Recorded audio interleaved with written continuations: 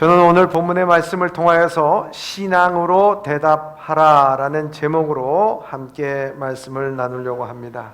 미국의 하버드 대학의 교육대학원에 제임스 라이언이라고 하는 학장이 계십니다. 이분이 하버드 대학교 졸업식에서 인생에서 가장 중요한 질문들이라는 주제로 축사를 했습니다. 그런데 이것이 얼마나 많은 사람들에게 반향을 일으켰던지 그 유튜브가 횟수가 1000만 회가 넘는 그런 횟수를 갖게 됐습니다. 그는 이렇게 말합니다. 정답을 찾는 데만 사람들이 급급한 것 같습니다. 제대로 질문해야 제대로 된 답이 나오게 됩니다. 그래서 자기 삶의 경험을 토대로 해서 5가지 중요한 질문에 대해서 우리에게 말해주고 있습니다. 첫 번째 질문은 이겁니다. 잠깐만요. 뭐라고요? 이겁니다. Wait, what? 이겁니다. 잠깐만요. 뭐라고요? 라는 반문입니다. 잠깐만요라고 말하는 것은 내가 그리고 다른 사람이 이 문제에 대해서 제대로 확인하고 있는지 또 이해하고 있는지에 대한 시간을 주기 위함이다 하는 것입니다. 짧은 글이나 전화 한 통화를 갖고서 문제를 제대로 확인하고 있는지 실수를 막아주는 것입니다. 뭐라고요? 다시 묻는 것입니다. 제대로 된 이해를 위한 첫 걸음이자 문제를 명확하게 하는데 참 중요한 질문입니다. 뭐라고요? 잠깐만요. 뭐라고요? 이런 질문이 필요하다는 거예요. 두 번째 질문은 왜 그렇지요? 왜 그런지요? 라고 묻는 것은 세상에 대한 호기심을 유지하게끔 도와준다는 것입니다. 그럼 말을 배우는 어린 아이들은요, 끊임없이 왜 그런가, 왜 그래 엄마, 왜 그래 아빠 묻습니다. 근데 나이가 들어가서 점점 나이가 들어감으로 말미암아 왜라는 질문이 줄어들어요. 호기심이 줄어들어. 궁금한 것이 줄어들어요. 이게 늙어가고 있다는 것입니다. 그렇기 때문에 젊게 사는 비결 중에 하나가 뭐냐? 호기심, 궁금증, 왜 그렇지요? 왜? 라는 질문을 많이 하라라고 얘기를 합니다. 그래서 그 질문은 미래에 만일 이러면 어떨까라는 질문으로 이어지게 되고 그것은 내가 할 수 있을지에 대한 궁금하다 보면 결국 내가 하고 싶은 일을 찾아낼 수 있다라고 말하고 있습니다. 세 번째는 시작을 주저하는 사람이라면 적어도 이 정도는 우리가 해야 하지 않을까요? 라는 질문을 던져보라는 것입니다. 이 질문은 우리가 먼저 일단 시작할 수 있도록 용기를 준다는, 한 발짝도 나가지 못하는 사람들에게 우리가 적어도 이 정도는 해야 되지 않겠느냐 라는 그 질문을 해야 한다는 것입니다.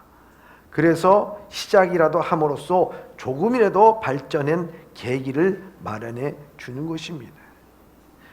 남들을 도울 때 내가 어떻게 도울 수가 있나라고 물어볼 것을 권하는 것입니다. 질문의 방점은 어떻게 있는 것입니다. 어떻게 도울지를 묻는 것은 상대방에 대한 존중의 표시입니다. 도와주는 것은 내가 아니라 그가 원하는 것을 질문하는 것이고 다른 사람들이 자신의 문제를 표현하고 마주하게 하는 효과적인 방법이기도 하다. 이렇게 말합니다. 저는 이 마지막 질문이 참 중요합니다. 마지막의 질문은 무슨 질문이냐? 무엇이 정말로 중요한 건가를 찾는 것입니다. 사람마다 다 중요하게 생각하는 가치가 다르습니다. 그러나 내 인생에, 내 삶에, 우리 가족에, 우리 교회에, 이 사회에 정말 중요한 게 무엇인가 된 질문은 꼭 해야 되는 것입니다. 그래서 이 이분은 얘기하기를, 라이언이란 이 학장은 얘기하기를, 좋은 질문을 찾는 것은 생각보다 어렵다고 얘기합니다. 왜냐하면 질문의 가치를 극대화하면 적절한 순간에 적절한 사람에게 적절한 질문을 해야 한다고 말합니다. 성경에도 잠언에서 말씀하고 있죠.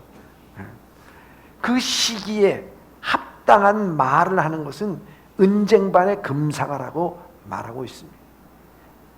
적절한 시기에 적절한 사람에게 적절한 질문하는 거예요.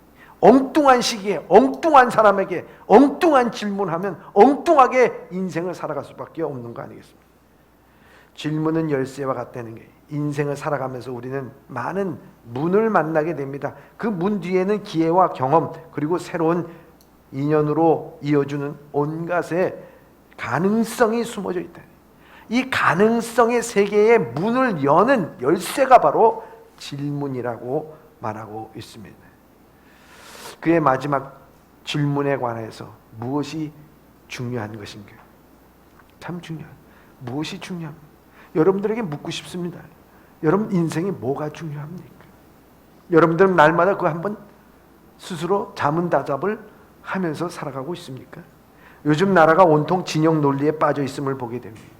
진보와 보수, 좌와 우, 민족주의와 반민족주의, 분배냐 성장이냐 하는 논리에 빠져서 옳고 그름을 보기보다는 자신의 편이면 그것이 부패든 범죄든 감싸고 변화하는, 마치 스폰지가 꾸정물도 빨아들이고 깨끗한 물도 빨아들이고 상관없이 다 빨아들이는 그런 것에 빠져 있습니다. 또한 자기 편이 아니면 그것이 옳고 그름을 떠나 척결해야 할 대상이요 개혁할 대상이라고 말하고 있습니다. 잠깐만요. 질문해봐야 됩니다. 질문 좀 해봐야 됩니다. 잠깐만요. 뭐라고요? 왜 그렇지요? 적어도 이 정도는 생각해야 되지 않겠나? 예? 어떻게 도울 수 있는지, 무엇이 중요한 것이죠? 여기에 대답할 수 있어야 한다는 것입니다. 오늘 본문의 말씀을 보면 예수님도 이 바리새인들에게 질문을 받습니다. 그 질문이 무엇인가? 22절의 말씀입니다. 시작. 우리가 가이사에게 세를 바치는 것이 옳으니까 옳지 않으니까 하니. 아멘. 그럼 세금을 내는 문제는 이 유대 사회 속에서 매우 민감한 문제입니다. 오늘날에도 우리도 세금 내는 문제는 참 민감한 문제지요. 왜냐하면 세금은 유대 민족의 정서와 직결이 되어 있어요. 세금 문제를 건드리는 것은 유대 민족의 정서를 건드리는 거예요. 우리나라와 일본과의 관계를 얘기할 때도 이게 민족 정서에 걸려 있기 때문에 민감한 거예요. 축구를 해도 배구를 해도 야구를 해도 뭘 해도 좌우지간 이게 중요한 것 아니겠습니까? 걸려 있기 때문에 그런 거예요. 그들은 세금의 문제를 예수님께 질문한 것은 옳고 그름의 문제가 아니라 매우 정치적이고 진영 논리로 예수님을 시험하고자 한 것입니다. 유대 사회는 로마의 식민지 하에 있었습니다. 로마는 식민지에서 세금을 거둬들어서 본국으로 가져갔습니다. 온갖 학정에 시달리고 있는 이 유대인들에게 이 세금을 걷는 것은 매우 부당하고 억울한 것이었습니다. 그러기에 세금뿐만 아니라 세금을 걷는 세무원들도 꼴보기 싫었어요. 그래서 유대인의 사회 속에서 세금 걷는 징수원들을 바라보면서 그들은 매국노다, 죄인이다, 강도다 할 정도로 똑같은 레벨로 취급을 당할 정도였습니다. 거기에 더한 문제는 세금은 로마의 화폐인 데나리온으로 내야만 했습니다. 이 데나리온 화폐에는 무엇이 쓰여져 있냐면 티베리우스 황제의 흉상이 조각되어 있고 그 다음엔 글귀가 쓰여져 있는데 티베리우스 카이사르, 신의 아들 아우구스투스 이렇게 쓰여 있다고 합니다. 이걸 번역하면 티베리우스 황제, 지존한 신의 지존한 아들, 지존한 신의 지존한 아들. 다시 말하자면 황제를 신격화시킨 겁니다. 신격화. 신이다라고 얘기하는 거예요. 황제 숭배가 화폐 안에 들어있다 하는 것입니다. 그래서 세금을 바치는 것은 바로 로마 황제를 인정하는 것이고 로마 황제를 신으로 섬기는 것이라고 이 유대인들은 생각했던 것입니다. 하나님의 택한 받은 백성이라고 생각하는 이 유대인들, 오직 여호와 하나님 한 분만을 섬기라고 배웠던, 그리고 그들의 신앙이었던 그들에게 있어서 이와 같이 신의 아들, 지존하신 신의 아들이라고 쓰여있는 이 화폐를 갖고 그것도 세금을 내야 하는 것은 그들의 신앙으로서는, 아니 그들의 정서로서는 도저히 받아들일 수가 없는 것이었습니다. 그렇기 때문에 신약에 보면은 이런 일로 인해서 세금 내는 문제로 인해서 반란이 여러 번 일어났어요. 사도행전 5장에도 보면 갈릴리 사람 유다가 인구조사를 할 때 반란을 일으켰어요. 인구조사, 이게 뭡니까? 세금을 걷기 위해서, 인두세를 받기 위해서 인구조사한 거 아니겠습니까? 반란을 일으켰지만 나중에 그가 도망감으로 인해서 그 반란이 잦아진 것을 볼 수가 있습니다. 이 문제는 유대인들에게 매우 민감한 문제입니다. 근데 이 문제를 갖고 예수님께 와서 질문한 것입니다. 질문에 답하기 전에 우리는 바른 답을 얻기 위해서 또한 질문을 해봐야 됩니다. 뭐라고요? 잠깐만요. 뭐라고요? 여러분들 삶 가운데서도 이런 질문을 좀 해보셔야 돼요. 이 말씀은 마태, 마가, 누가복음에 다 기록되어 있습니다. 마태복음에서는 이런 질문을 한 사람을 바리새인으로 기록되어 있고, 오늘 본문의 말씀에서는 예수님을 책잡기 위한 정탐꾼들이다 이렇게 말씀하고 있습니다. 20절의 말씀입니다. 시작. 이에 그들이 엿보다가 예수를 총독의 다스림과 권세 아래 넘기려 하여 정탐들을 보내어 그들로 스스로 의인인 채 하며 예수의 말을 책잡게 하니. 아멘. 그들이 예수님 앞에 질문한 것은 옳고 그름을 판단받기 위함이 아니었습니다. 예수의 말을 책잡게 하니 이렇게 되어 있습니다. 세금을 내야 한다면 매국노로 몰아갈 것이요, 세금을 내지 말라고 하는 것은 로마법을 어긴 죄로 총독에게 고발하려고 했던 것입니다. 이래도 저래도 그 진영 논리에 빠져서 예수님을 빠뜨리게 했던 것입니다. 다시 말해서 예수님은 자신들의 진영 논리 안에 빠지게 만들려는 수를 노린 것입니다. 정의와 공의를 떠나 집단적인 이기주의에서 나온 진영 논리를 통하여서 예수님의 구원의 사역을 무너뜨리려고 했던 것입니다. 그들의 질문의 목적은 예수님이 모르시는 것이 아니었습니다. 그들이 진정으로 나라와 민족을 생각해서 그런 질문을 했을까요? 자기 바리새인들과 사두개인들과 제사장 그룹들이 집단적인 이기주의에서 예수님을 무너뜨리기 위해서 질문을 한 것이지. 그 질문을 받으신 예수님 생각해봤습니다. 잠깐만, 뭐라고요? 그러면서 그 생각이, 예수님의 생각이 23절에 이렇게 말씀하고 있습니다. 시작. 예수께서 그 간계를 아시고 이르시되. 그렇습니다. 예수님께서 그들의 간계를 아셨다고 말씀합니다. 그들의 목적을 알았다고 하는 것입니다. 오늘 우리가 신앙생활 하면서도 이런 진영 논리에 빠질 때가 있습니다. 하나님의 나라와 하나님의 의보다는 자기 이익에, 자기 집단의 이익에 더 중요히 여기고 추구했던 것은 아닌, 신앙생활하고 믿음생활하다가 어렵고 힘들면은 집어던지고 또 포기하고, 이게 다 자기 이기주의 아닙니까?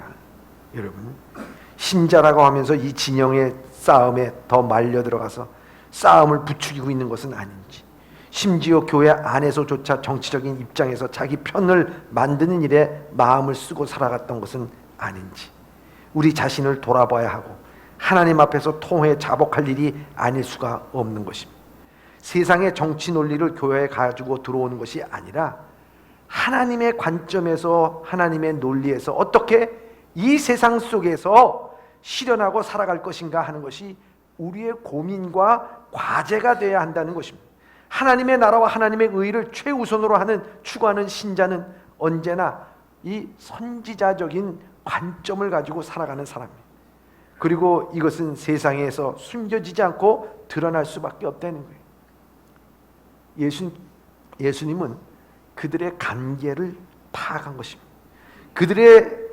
그들은 신앙적인 질문이 아니라 정치적인 질문이었습니다.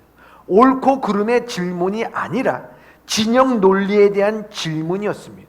선과 악에 대한 질문이 아니라 집단 이기주의적인 질문이었습니다.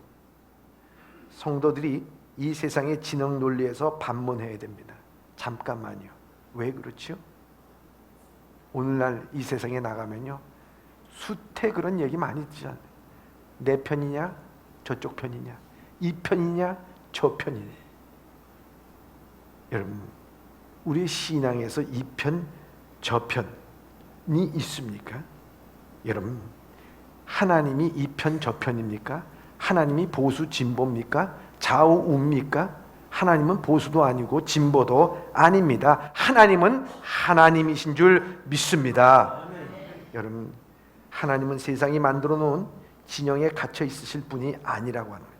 그러기에 자기 중심적인 생각, 이념에 휘둘려 싸우는 것은 하나님 나라와 의를 위해서 싸우는 것도 아니고, 또 그 뭔 자체도 틀리는 것입니다. 자기 생각이 중심이 돼. 우리 생각이 뭘 얼마나 참 완벽합니까? 저 앞에 문을 나서고 나가면 우리 그때부터 우리가 어떤 일이 벌어진다. 아니, 우리 1초 3초 앞도 내다보지 못하는 것이 우리의 모습입니다. 예수님은 그들에게 그 질문에 답하시기 전에 먼저 질문합니다. 적당한 질문입니다. 시기적절한 질문입니다. 정말 귀중한 질문입니다. 그 질문이 무엇일까요? 제대로 잡아주는 질문을 하고 계십니다. 24절의 말씀입니다. 시작. 데나리온 하나를 내게 보이라. 누구의 형상과 글이 여기 있느냐? 대답하되 가이사의 것이니이다. 아멘. 데나리온 하나를 내게 보이라. 누구의 형상과 글이 있느냐고 질문합니다. 예수님은 세금을 내는 화폐인 데나리온을 내게 보이라고 합니다. 보통이요, 세금을 내지 않는 사람, 세금을 거부하는 사람은 이 데나리온을 갖고 있지 않았습니다. 그러나 세금을 내는 사람들은 이 데나리온을 갖고 있었던 것입니다. 즉, 이 말은 자기들은 세금을 내고 있었다는 것을 스스로 증명하고 있는 셈입니다. 그들은 예수님께 맨 처음에 와서 한 말이 무엇이었습니까? 21절에 이렇게 말하고 있습니다. 시작. 그들이 물어 이르되 선생님이여 우리가 아노니 당신은 바로 말씀하시고 가르치시며 사람을 외모로 취하지 아니하시고 오직 진리로서 하나님의 도를 가르치시나이다. 아멘. 여러분, 이 말은 그들이 입에 발린 말로써 예수님을 선하신 분으로 만들어 놓고 나중에는 보니까 형편없는 매국노였다, 혹은 질서도 법도 어기는 파렴치범이라고 몰아가려는 덫이었습니다. 우리가 세상에 그렇잖아요. 위대하십니다, 좋습니다. 그러다가 뒷구멍을 캐고 나서 아이고 보니까 형편없는 인간이네. 이게 그들의 수법이었다 하는 것입니다. 그런데 주님은 질문에 그들 스스로 세금을 내는 자가 됐습니다. 왜냐하면 그 당시 유대인들이 쓰는 일반 화폐, 일반 데나리온에는요, 이 글씨가 없었습니다. 지존하신 신, 그 지존하신 신의 아들 지존자 아우구스투스, 이 말이 없었다는 거예요. 왜냐하면 많은 유대인들이 그 말을 갖고 시비를 걷고 분란을 일으키고 반란을 일으키기 때문에 자극을 하지 않기 위해서 그걸 지워버렸다는 거예요. 그리고 일반 화폐, 그저 이 황제의 흉상만이 새겨진 데나리온을 통용하도록 쓰도록 한 것이었습니다. 그렇기 때문에 오직 세금을 낼 때만 이 은전을 사용한 것입니다. 그래서 그들이 내민 돈, 내 화폐를 보이라 했을 때 그들이 내민 것은 스스로 세금을 내지 않으면 갖고 있을 필요가 없었던 돈이라는 거예요. 그러니까 그들은 세금을 내고 있었다는 것을 의미하는 것입니다. 그리고 또 한 가지 주님께서 질문합니다. 누구의 형상과 글이 여기 있느냐? 주님은 분명히 누구의 형상과 글이 있느냐고 물어봅니다. 여러분, 그 물음은요 무엇이냐? 재차 확인하는 거예요. 재차 확인하는 거예요. 이 돈에 대한 쓰임의 목적이 어디에 있느냐? 어디에다가 쓰려고 하는 돈이냐? 다시 말해서 그 쓰임에 대한 목적을 물은 것입니다. 이 어디다가 쓰는 돈이냐고 물으니까 그들은 이 돈에 대한 소속을 얘기합니다. 가이사의 것이나이다. 여러분, 가이사의 것이니 세금 바치는 돈이라는 거예요. 여러분 생각해 보시 바랍니다. 세금, 여러분들 세금 다 내시지요? 예? 세금 안 내시나요? 세금 다 내요, 그죠? 여기 박 목사한테 냅니까? 아닙니다. 영국에다가 냅니까? 아닙니다. 저 미국에다가 냅니까? 아닙니다. 어디다가 냅니까? 우리나라, 대한민국 우리나라에다가 내는 것입니다. 여러분, 이건 뭘 의미하는 것입니까? 세금을 낸다고 하는 것은 우리나라에 내는 거예요. 유대인들이 그 가이사의 돈, 그 데나리온을 갖고 그것을 세금을 로마에다가 내는 것은 우리는 로마의 나라입니다. 로마의 것입니다. 우리는 가이사의 것입니다를 인정하는 것이고 이 황제의 숭배에 대해서 꺼리낌 없이 받아들이는 것이라고 하는 고백과 다름이 없다고 하는 것입니다. 그들은 예수님을 진영 논리에 갇히려고 했지만 오히려 그들이 진영 논리에 빠졌다고 하는 것입니다. 예수님께서는 이러한 비슷한 상황을 여러 번 우리에게 말씀해 주셨어요. 가늠했던 여인 붙잡혔잖아요.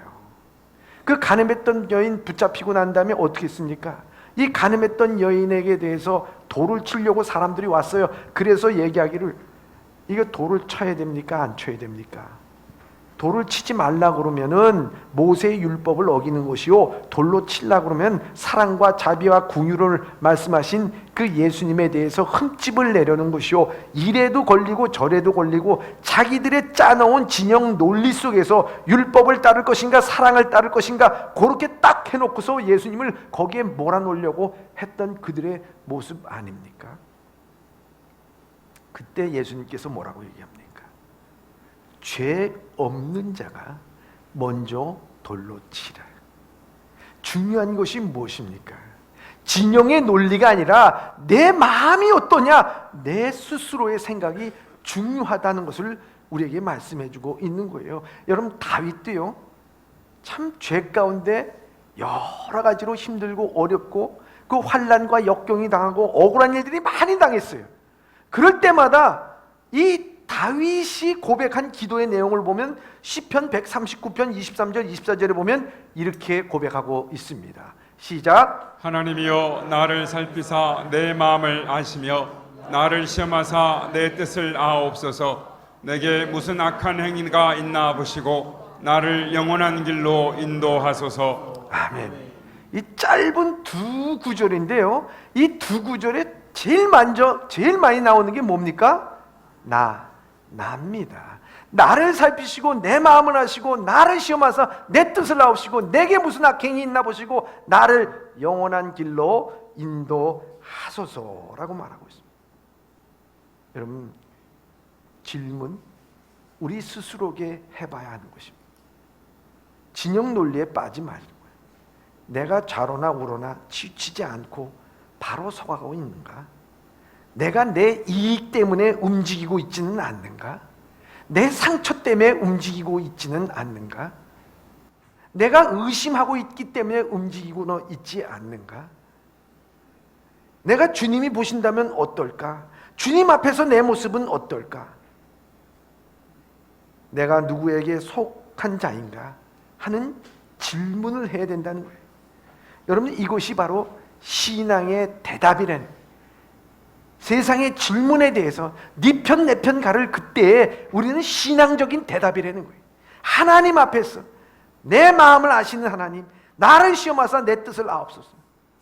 얼마나 중요한 내용인지 모릅니다. 오늘 예수님은 바리새인들 질문에게 이렇게 답하십니다. 25절의 말씀입니다. 시작. 이르시되 그런즉 가이사의 것은 가이사에게, 하나님의 것은 하나님께 바치라 하시니. 아멘. 그러면 이 말씀이 좀 더 우리가 분명하게 들려지지 않습니까? 즉 예수님은 그들의 세상적인 질문과 진영의 논리, 정치적인 질문, 집단 이기적인 질문의 가운데서 말씀하신 거예요. 대답한 거예요. 즉 돈의 문제도 아니다, 진영의 문제도 아니다, 세금 내는 문제도 아니다. 중요한 것은 너희가 어디에 속해 있는가를 생각하라. 너희가 가이사에게 속했는가, 하나님께 속했는가? 즉 가이사에게 속한 사람은 로마 사람이며 가이사는 가이사에게, 하나님께 속한 사람은 하나님의 나라와 의를 위하여 살라고 하시는 말씀을 우리에게 주신 거예요. 세금을 내는 거, 국가에 속했기 때문에 국가에 내는 거, 나는 이 유대 나라는 이 로마의 나라는 거기에 속해 있는 거예요. 내가 어디에 속해 있느냐, 그걸 분명히 물으시는 거예요. 그것을 말씀하시는 거예요. 예수님께서도요, 요한복음 15장에 나는 포도나무에 너희는 가지라고 말씀하시면서요, 요한복음 15장 18절 19절에 이렇게 말씀하고 있습니다. 시작. 세상이 너희를 미워하면 너희보다 먼저 나를 미워한 줄을 알라. 너희가 세상에 속하였으면 세상이 자기의 것을 사랑할 것이나 너희는 세상에 속한 자가 아니요 도리어 내가 너희를 세상에서 택하였기 때문에 세상이 너희를 미워하느니라. 아멘. 사랑하는 예범의 성도 여러분, 여러분들은 세상에 속했습니까? 하나님에게 속했습니까? 세상이 너희를 미워하면 너희가 하나님에 속한 것을 알래는. 여러분, 가이사의 것 가이사의 겁니다. 세상의 것에 속했습니까? 여러분들은 그럼 하나님의 것에 갈등을 겪지 않습니다. 하나님의 것입니까? 하나님께 속해 있습니까? 그러면 여러분들은 이 모든 문제에 명확하게 질문을 답을 할 것입니다. 네덜란드 출신 캐나다 선교사로서 오랫동안 사역하셨던 분이 쓴 예수 그 낯선 분이라고 하는 책이 있습니다. 복음서를 새롭게 묵상한 그 책이라고 말하면서 그 책 가운데 한 챕터의 제목이 뭐냐? 우리는 하나님의 돈입니다 라는 그 부제가 있는 챕터가 있어요. 오늘 본문에 우리에게 너무나 잘 알려주려고 주의한 것이라는 것이 아닙니다. 본문에 보면 예수님께서 가이사의 것은 가이사에게 바치고 하나님의 것은 하나님에 바치라고 얘기합니다. 이 조셉 던즈라고 하는 분도 이 본문의 말씀을 이렇게 풀어갑니다. 그 데나리온 화폐가 누구의 화상이 새겨져 있는지, 누구의 글이 기록되어 있느냐, 가이사의 화상이면 가이사의 글에, 그러면 가이사의 것은 가이사에게 줘라. 그리고 그 데나리온은 가이사의 것이다. 가이사의 얼굴이 있고 가이사의 글이 새겨져 있지 않는가? 그러나 하나님의 것은 하나님께 드리라. 이게 뭘까요? 그는 이렇게 얘기합니다. 하나님의 형상이 새겨져 있고 하나님의 말씀이 기록된 곳이 어디냐는 거예요. 여러분, 하나님의 형상이 새겨져 있고 하나님의 말씀이 기록된 곳이 어디입니까? 이 돈즈라고 하는 이 선교사는 이렇게 말합니다. 하나님의 형상이 새겨져 있고 하나님의 말씀이 기록되어 있는 곳은 바로 어디냐?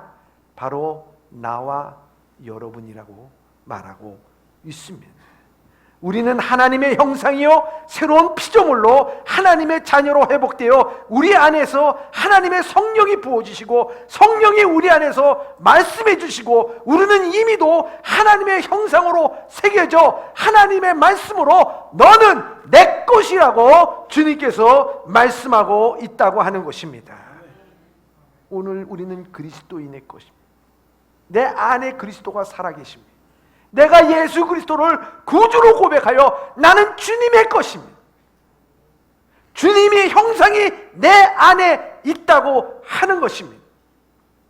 그래서 내 자신이 가이사의 것은 가이사에게, 하나님의 것은 하나님에게 말씀을 들을 때 그 말씀을 듣는 사람이 질문을 받았을 때 분명해지는 것입니다. 내가 하나님의 것이면 주저없이 하나님으로 헌신하고 그 나라와 그 의를 위하여 살아가는 것입니다. 그래서 그 제목을 하나님이 것이기에 하나님께 드려야 된다고 말합니다. 그래서 그 챕터 제목이 당신은 하나님의 돈이라고 쓰인 것입니다. 세상 돈과 달리 하나님이 사용하는 돈이라고 하는 것입니다. 여러분들, 세상에도 그 돈을 쓰이는 목적이 있습니다. 쓰임새가 있습니다. 집을 사기 위해서, 땅을 사기 위해서, 또 여러분들이 맛있는 것을 먹기 위해서 돈을 씁니다. 그런데 여러분들이 그 돈을 쓸 때 그 돈이 오물이 묻었다고 해서, 좀 찢어졌다고 해서, 좀 더럽다고 해서 그 돈이 돈이 아닙니까? 아니, 돈이 아니냐고. 돈은 역시 돈에 대해서는 민감해. 돈은 돈이에요, 여러분. 마찬가지잖아요. 여러분들이 하나님의 돈이라면, 여러분들이 나이가 들었다고 해서, 여러분들이 죄가 있다고 해서, 여러분들이 좀 더 힘들다고 어렵다고 해서 여러분들이 하나님의 돈이 아닙니까? 오늘 우리는 하나님께서 우리를 하나님이 목적에 맞는 것으로서 우리를 쓰임을 받는, 쓰게 하는 하나님의 돈인 줄 믿습니다. 그래서 하나님의 것이래. 우리는 하나님의 것이. 돈이 낡았어도, 한 기퉁아 떨어졌어도 그 안에 하나님의 형상이 있고 하나님이 글이 있는 하나님의 돈, 하나님이 사용하신다는 거예요. 세상의 진영 논리에 여러분들이 속해 있지 않습니다. 세상이 여러분들을 사용할 수 없습니다. 세상의 낡은 것과 같이 귀에 깃떨어진 동전 느껴지고 쓸모없다고 생각할 때가 있습니까? 세상이 나를 쓰는 게 아닙니다. 세상이 판단하는 내가 아닙니다. 나를 사용하시는 분은 하나님 아버지, 오직 하나님의 돈이라고 하는 것입니다. 하나님께서 나를 귀하게 쓸 줄 믿습니다. 가이사의 것은 가이사에게, 하나님의 것은 하나님의 것이라 하는 것입니다. 여러분,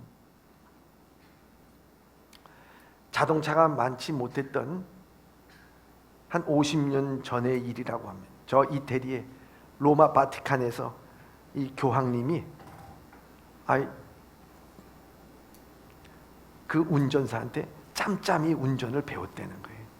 그래서 어느 날 퇴근할 때 운전사를 뒤에 태우고요, 내가 좀 운전할 테니까 한번 보라고 그러면서 이 교황이 운전을 하다가 운전이 서툴리니까 그만 교통경찰에 걸리고 말았어요. 그 교통경찰이 운전 이제 문 내리고 보니까 교황이거든요. 깜짝. 그래서 이걸 어떻게 처리해야 될지 몰라서 경찰청에다가 전화를 했다는 거예요. 여기 참 높으신 분이 이 교통위반에 걸렸습니다. 내가 좀 어떻게 처리해야 될까요? 그러니까 거기서 얘기해요. 누구야? 시장이야? 시장이 그렇게 잘 걸리는 모양이에요. 아닙니다. 그보다 더 높은 분입니다. 뭐 주지사야? 아닙니다. 그보다 더 높은 분이에요. 아니 그럼 뭐 대통령이야? 아니 그보다 더 높은 분입니다. 아니 그럼 누구야? 교황님을 운전사로 둔 분이 계십니다. 여러분, 교황이 운전사로 둔 분, 그분은 참 얼마나 더 높은 분이 되겠습니까? 교황이 직접 그분을 모시고 가는 거예요. 그러니 그 높은 분이 모시고 가는 게 얼마나 안전하겠어요. 여러분, 오늘 우리가 하나님의 것이고 하나님의 돈이라고 하는 의미가 무엇일까? 여러분, 시편 48편 14절에 이 다윗은 이렇게 고백합니다. 시작. 이 하나님은 영원히 우리 하나님이시니 그가 우리를 죽을 때까지 인도하시리로다. 아멘. 여러분, 내가 하나님께 속했어요. 하나님은 내 인생의 운전대를 잡고 가고 계시는 거예요. 여러분들을 인도할 때 믿음 좋을 때만 인도한다 그랬어요? 여러분들 건강할 때만 인도한다 그랬어요? 여러분들이 물질적으로 하나님 앞에 잘 바칠 때만 인도한다 그랬어요? 하나님이 여러분들을 어느 때까지 인도한다고 돼 있어요? 어느 때까지? 어느 때까지? 어느 때까지? 여러분, 좀 생각하라. 왜 시험에 빠지고, 왜 이런저런 진영 논리에 빠지고 그러냐. 오늘 내 인생을 인도하시는 분은 오직 하나님, 나를 죽을 때까지 인도하시는 하나님인 줄 믿습니다. 그 하나님이 내 인생의 운전대를 맡고 계시는 거 아니에요. 하나님께서 그가 나를 인도하시고 난 하나님의 것입니다. 옳고 그름과 정의와 또 불의가 무엇입니까? 하나님이 기준이 된 거 아니에요. 예? 어느 목사님이요, 집에서 강아지를 키웠답니다. 이 강아지가 맨 처음에는 목사님을 잘 따랐대요. 그러니까 사모님이 얘기하기를, 아이고 이 강아지도 순놈이라 또 순놈만 따르네, 또 이렇게. 그런데 목사님이 뭐 바쁘잖아요. 그러니까 뭐 아침에 나갔다 저녁 때 잠깐 들어와서 이제 씻고서 들어가서 주무시기에 바쁘니까 이 강아지도 이 목사님이 들어오면은 한번 힐끗 쳐다보고 그냥 가더라는 거예요. 어느 날부터 이 아내에게 아내 편이 됐다는, 아내만 졸졸 따라다니고, 아내가 없으면 시무룩하고 대꾸도 안 해주고. 왜냐? 이 강아지가 아내가 밥 주지요, 씻겨주지요, 또 산책시켜주지요, 얼마나 잘해줘. 그러니까 아내 편이 돼서 아내만 있으면 졸졸 따라다니고 아내에게 막 헥헥거리고 핥고 막 그런다는 거예요. 여러분, 그런 걸 보면서 그는 느꼈다는 거예요. 목사님은 느꼈다는 거예요. 여러분, 강아지에게 여러분들, 너는 보수냐 진보냐 물어보면 압니까? 강아지에게 성장이냐 분배냐 그거 여러분 물어보면 알아요? 여러분들 강아지는? 아니 뭐 모른다고 쳐요. 그러면 한 달간 교육해 보십시다. 야, 진보란 이런 거야, 보수란 이런 거야, 넌 이런 편으로 서야 돼, 저런 편으로 봐야 돼, 야 테레비 보자, 이거 뭐야. 여러분, 가르쳐 준들 알겠느냐는 거예요. 모르잖아요. 그런데 그거 몰라도 아는 게 하나 있어요. 누가 날 사랑하는지, 누구에게 내가 줄을 서야 되는지 그거 안다고. 그럼 오늘 이 세상에 살아가면서 왜 이런 진영 논리에 빠져가지고 여기 허우적 저기 허우적 그러냐고. 이 죄송합니다, 만도 못하면 안 되잖아요. 우리는 하나님의 자녀잖아요. 하나님의 자녀. 오늘 우리는 하나님에 속한 자예요. 하나님께서 나를 사랑하시고 나를 인도하신데 끝까지 나와 함께 하시는 하나님인 줄 믿습니다. 여러분, 우리는 가해사의 것으로 살지 말아야 됩니다. 하나님의 사람으로 살아야 됩니다. 나는 하나님의 돈입니다. 하나님의 일에 쓰이는 돈과 같은 존재입니다. 하나님의 것으로 사용하실 것입니다. 그렇기 때문에 사랑하는 예범의 성도 여러분, 우리가 마지막 숨질 때에 우리의 인생에 대해서 신앙적으로 대답해야 될 것입니다. 너는 인생을 잘 살았느냐? 너는 인생에 있어서 하나님의 영광을 돌리며 살았느냐? 질문을 했을 때 오늘 우리는 지금도 그 죽을 때의 대답이 아니라 지금도 우리는 대답하고 살아야 됩니다. 하나님 사랑했습니다. 하나님 감사했습니다. 하나님 즐거웠습니다. 이러한 신앙의 대답을 하고 살아갈 수 있는 우리 예범의 성도들이 다 되시길 주님의 이름으로 축원합니다.